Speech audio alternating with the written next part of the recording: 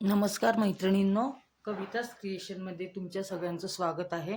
मी कविता सुभाष चव्हाण तुमच्यासाठी घेऊन आले आहे फ्रीमध्ये आरीवर्क क्लास. आज आपल्या क्लासचा 27वा दिवस आहे. 27व्या दिवशी बघा आपण काय करायचं ते मी सांगते. ह्याच्या अगोदरच्या व्हिडिओमध्ये तुम्ही पाहिलेले आहे. हे आपण सिल्क थ्रेडची पहिली चेन स्टिच केली होती. त्याच्यानंतर त्याच्याच बाजूला आपण झिगझॅग स्टिच दिलेली आहे. दिसते ना तुम्हाला? हे आपण जरीची केली होती आणि हे आपण सिल्क थ्रेडची केलेली आहे. आता त्याचप्रमाणे जसं आपण हे लोड स्टिच केलेत, पहिले लोड स्टिच करायच्या अगोदर आपण ह्याला पायपिंग थ्रेड चिटकवलेला आहे. तसा हा पायपिंग थ्रेड मी चिटकवून घेतलेला आहे. तर तुम्हाला मी सांगितलेलं आहे, थ्रेड चिटकवल्यानंतर काय करायचं, आपल्याला त्याला असं टाईट करून घ्यायचे. पहिले ज्यावेळेस आपण थ्रेड चिटकवतो त्यावेळेस टाईट करून घ्यायचे. आता हा जो मी धागा घेतलेला आहे सिल्क थ्रेडच घेतलेला आहे, कारण आपलं आता सध्या काम सगळं सिल्क थ्रेडचं राहणार आहे. पुढच्या थोड्या दिवस व्हिडिओ ज्या येतील त्या आपल्या सगळ्या सिल्क थ्रेडच्या असणार आहेत.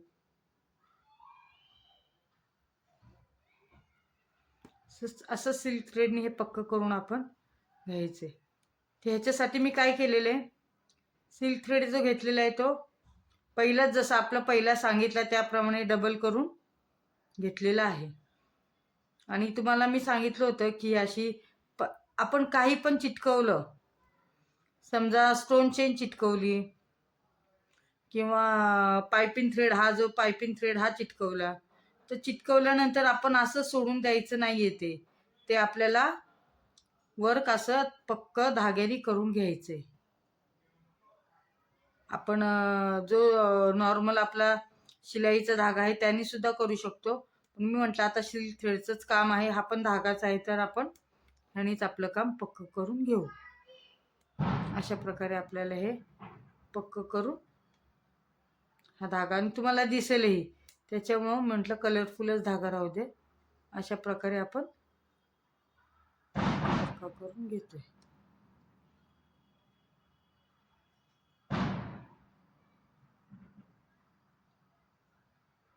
माझ्या चॅनलला ज्या ताई नवीन असतील, जे लोक नवीन व्हिडिओ पाहतात, त्यांनी लाईक करा, शेअर करा, सबस्क्राईब करा आणि नोटिफिकेशनचं बेल आयकॉनचं बटन दाबा, म्हणजे माझ्या नोटिफिकेशन तुम्हाला लवकरात लवकर मिळतील.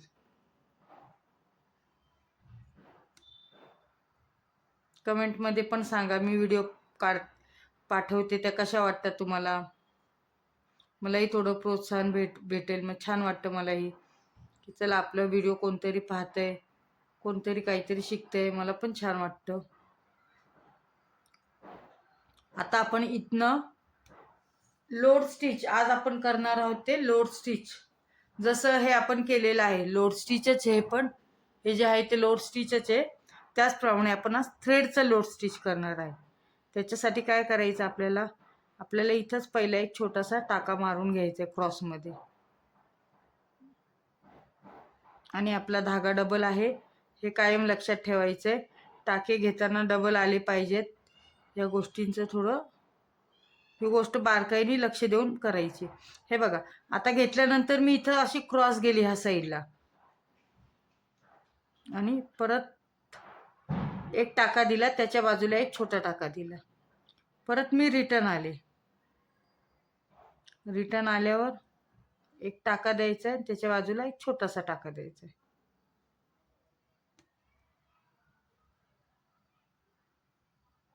हे काम जे करताना खूप हळूवारपणे करावं लागतं.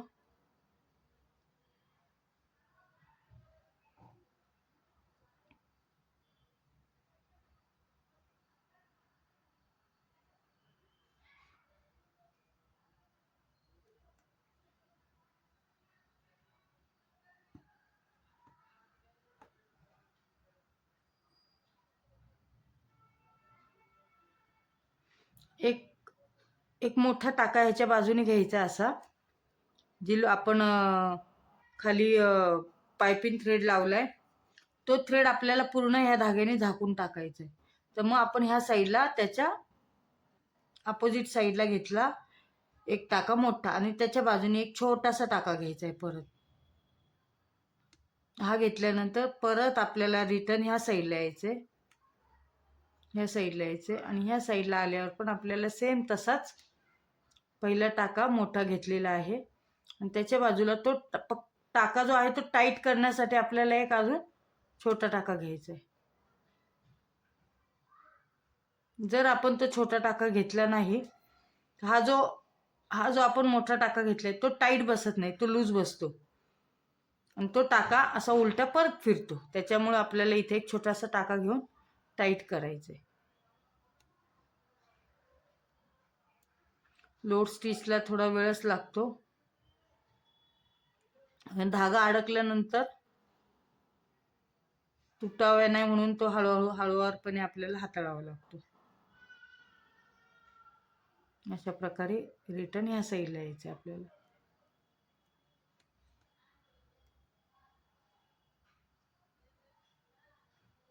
बारीक असं नाजूक छानसं काम करायचंय. खूप सुंदर काम दिसतं ह्याचं.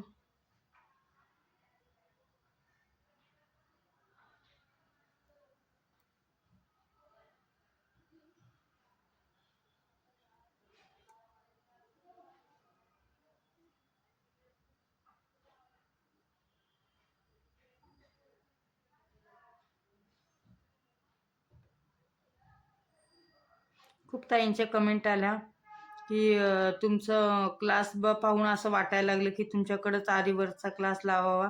मी तर म्हणते आरीवर्कचा क्लास लावण्यापेक्षा तुम्ही जे व्हिडिओ पाहतायत त्या बघून तुम्हाला करता येते का बघा. जर येत असेल तर खूपच छान, नसेल येत, जर तुमची इच्छा असेल तर तुम्ही नक्कीच क्लास माझ्याकडे लावू शकता.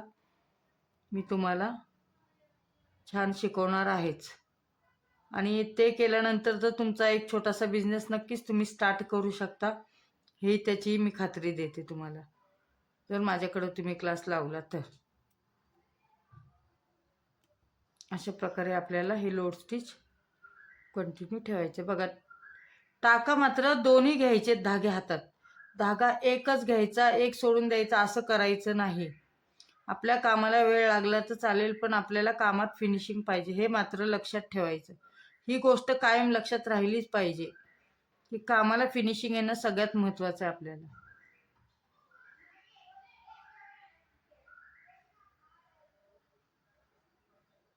आणि ज्यावेळेस आपण एखाद्या वर्क करतो, एखादं थ्रेड वर्क आपल्याला करायचंय, ते कमी असो जास्त असो आपल्याला माहिती नसतं की धागा किती लागणार आहे आपल्याला.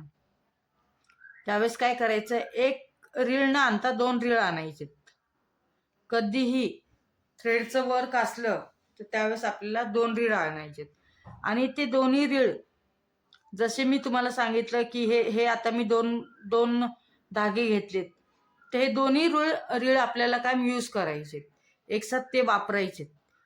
ते असं थोडंसं दाखवण्यासाठी आपण धागा तोडून वापरू शकतो, पण ज्यावेळेस आपण एखादा ब्लाऊज करतो तर तो धागा कंटिन्यू आपल्याला वर्क आपल्याला आहे तसं ते व्यवस्थित फिनिशिंगसाठी 2 रीळ आणायचे. 2 रीळ आणल्यानंतर आपण असे जे पण आता तुम्हाला हे 2 धागे दिसतात ते, तर मग हे 2 रिळाचे पाहिजेत. एक ह्या रिळाचा आणि एक दुसऱ्या रिळाचा, आणि ते दोन्ही आपल्याला वापरून म्हणजे ते दोन्ही एकसाथ वापरायचे. आणि ते रिळचा गुंता होऊ नये म्हणून आपल्याला खाली वाटी किंवा एखादं बाऊल, 2 बाऊल म्हणजे 2 रिळांसाठी ठेवायचे. त्याच्यामुळं काय होणार आहे, गुंता होत नाही. दोन्ही रीळ आपले वेगवेगळे व्यवस्थित राहतात. नाही तर ह्या थ्रेडचा खूप गुंता होतो आणि गुंता एकदा झाला तो काढणं खूप मुश्किल असतं. त्याच्यासाठी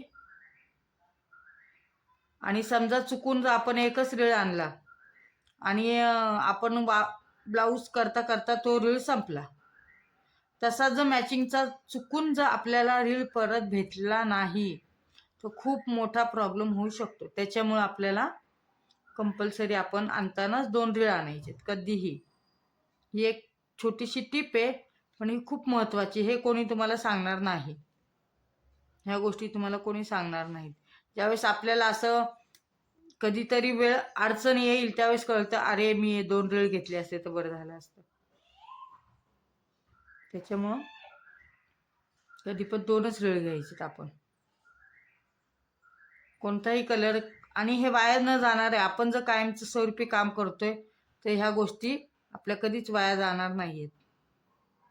त्याच्यामुळं 2 रीळ घ्यायला हरकत नाही कुठल्याही कलरचे कधीही. तर आपल्याला जेव्हा असं वर्क करतो ना आपण, त्यावेळेस एक रीळचा वापर न होता दोन्ही रीळांचा वापर होत असतो. तर आय थिंक माझा हा धागा तुटलेला आहे. एकच हातात आहे आणि एक गेलेला आहे, निघालेला आहे बघा, निघालेला आहे. मग मी तुम्हाला अगोदरच्या व्हिडिओमध्ये तर दाखवून दिलेलंच आहे. आता असं झालं ना, आपण काय करायचंय, हा जो दुसरा आहे तो खाली ओढायचा आहे.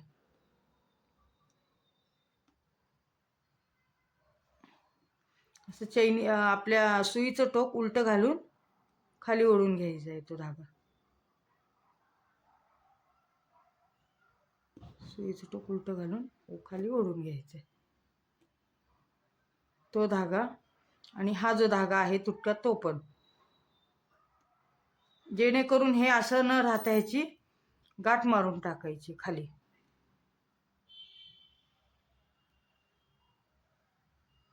किती जी आपण आतापर्यंत जे वर्क केलेले ते उसवू नये त्याच्यासाठी आपण एक गाठ मारून टाकलेली आहे. तर गाठ मारून टाकली. आता हा माझा रीळ आहे तो, हा ह्याच्यासाठी मी आता परत एक नवीन धागा घेते. नवीन घेण्यासाठी काय, आता मी काय करते, हे जे आहे हे असंच असते. ह्याला तर आपण काही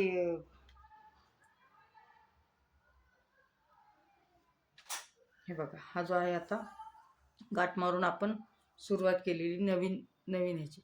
मग मी काय करते, आता समजा शिकवता नाही ना तुम्हाला, माझ्याकडे एकच आता बंडल राहिले, मग हाच बंडल मी असा डबल करून असं हे करून गाठ कुठं मारते, त्याच्या तोंडाशी नाही मारत, इथं मारते, इथं मध्ये गाठ मारते. हा रीळ बघा, हा इथंच आहे आणि हा धागा एक असा सोडलेला आहे, ते इथं गाठ मारून घेते.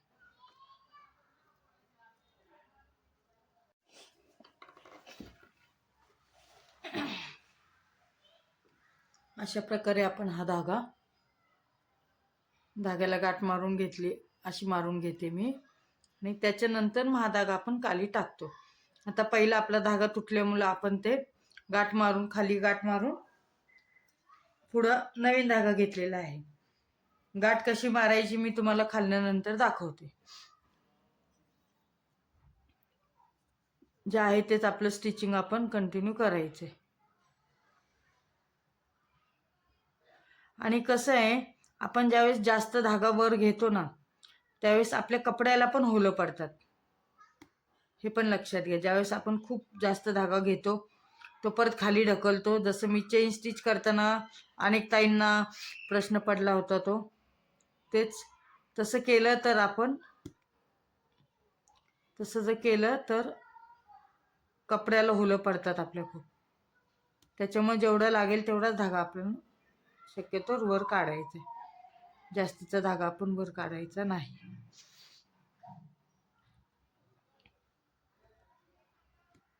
अशा प्रकारे जे आपलं काम आहे ते आपल्याला चालू ठेवायचं.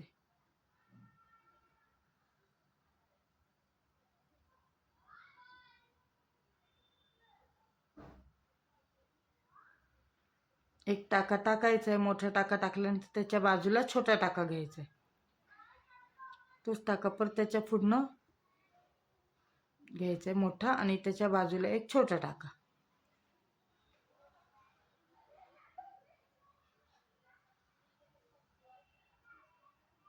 सिल्क थ्रेडच्या कामालाही वेळ लागतो, नाजूक असल्यामुळं फटाफट करता नाही येत, हळू करावं लागतं ते, त्याच्यामुळे त्याला वेळही लागतो, पण ते दिसायला तेवढं सुंदरही दिसतं.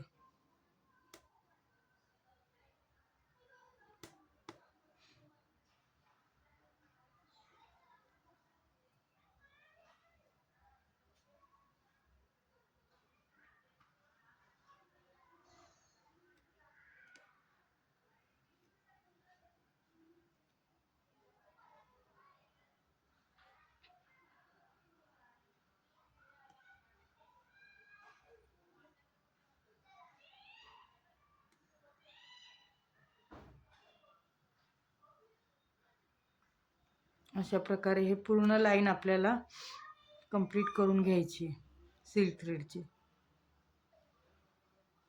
जे माझ्या चॅनलला नवीन आहेत त्यांनी मला लाईक करा, शेअर करा, सबस्क्राईब करा. सबस्क्राईब करणं काही खूप मोठं काम नाही. जेवढे जण व्हिडिओ पाहतात तेवढ्यांनी सबस्क्राईब केलं की छान वाटेल. जरा चुंगूसपणा नका करू सबस्क्राईब करताना, लाईक करताना.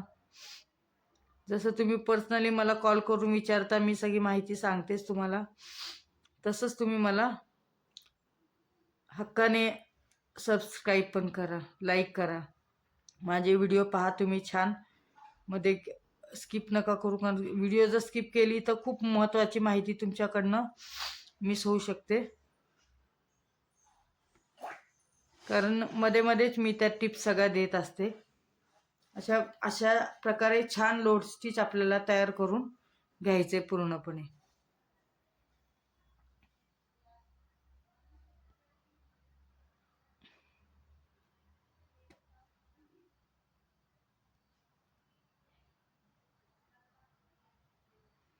समजा चुकून धागा निघाला तर आपल्याला एक टाका निघाला तर आपल्याला परत तो धागा घेऊन मग व्यवस्थित टाका टाकायचा आहे. तो टाका निघाला की ते धागा खालचा खाली वरचा वर असं करून जमत नाही. व्यवस्थित दोन्ही धागे एकसाथ आले पाहिजेत आपले.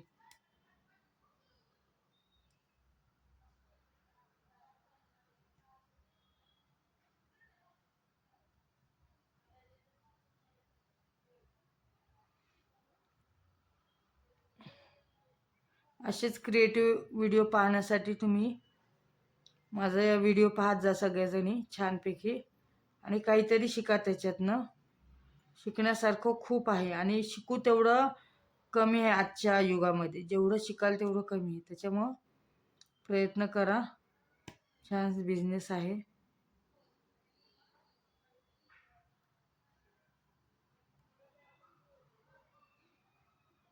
जोपर्यंत करणार नाही, नुसतं बघून कुठलीच गोष्ट येणार नाही.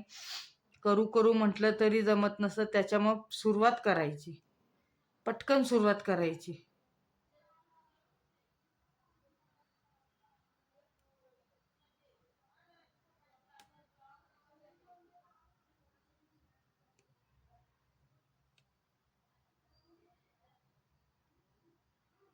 आपल्याला अजून भरपूर क्लास घ्यायचेत. त्याच्यासाठी तुम्ही पटपट पटपट क्लास उरका. कारण आपल्याला ज्यावेळेस आपल्याला आरीवर्क येईल त्याच्यानंतर आपल्याला आरीवर्कचा ब्लाऊज कसा शिवायचा हे सुद्धा बघायचं आहे. मग ह्याच्यासाठी तुम्हाला आरीवर्क पहिलं ब्लाऊजवर आलं पाहिजे ना. त्याच्यासाठी तुम्ही आरीवर्कचा क्लास करून घ्या. माझा पेएबल क्लाससुद्धा चालू आहे, ऑफलाईन ऑनलाईन. ज्याला आवड असेल त्यांनी नक्कीच जॉईन व्हा. अजून भरपूर माहिती त्याच्यातनं मिळते. हक्काने तुम्हाला विचारता येतं काही पण गोष्टी. ऑफलाईन ऑनलाईन दोन्ही माझे क्लास चालू आहेत पेएबल. तुम्ही ते सुद्धा जॉईन करू शकता.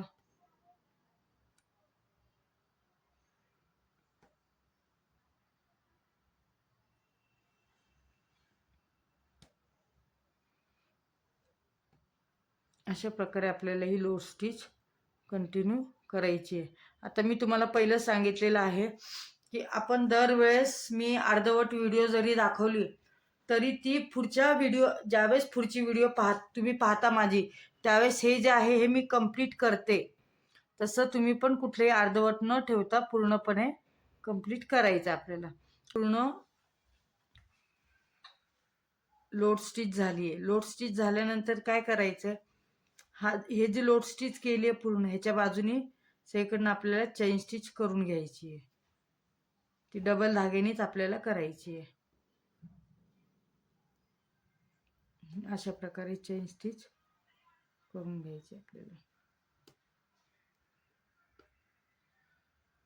म्हणजे ह्या लोड स्टिचला व्यवस्थित फिनिशिंग दिसते. साईडनी जे गेलेलं आहे ना झिगझॅग वगैरे जे काही कमी जास्त ही लाईन मारल्याने व्यवस्थित ती दिसते.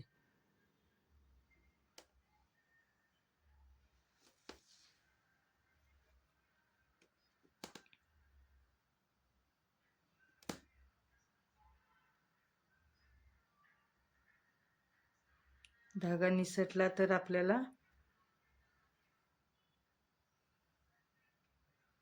परत घ्यायचा आहे.